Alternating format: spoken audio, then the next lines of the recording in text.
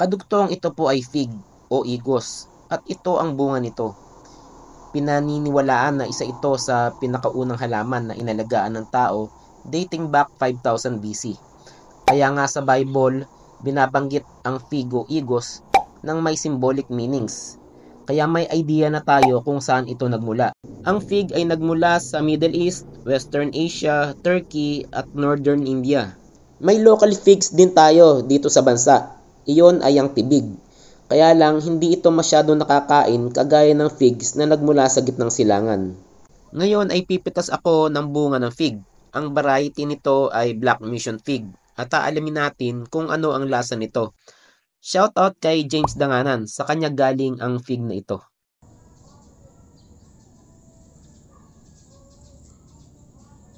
Ito po itsura ng loob.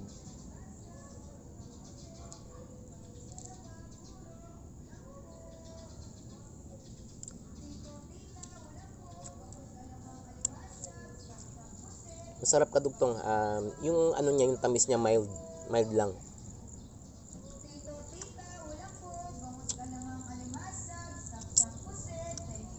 Walang prutas na kalasaw eh.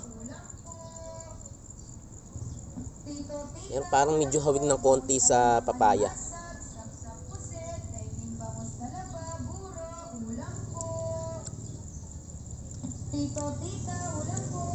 Sarap kadugtong mild yung tamis niya at exotic yung lasa. Parang wala pa akong nalasahan na prutas yung ganito ang lasa. Pero parang medyo hawig ng konti sa papaya.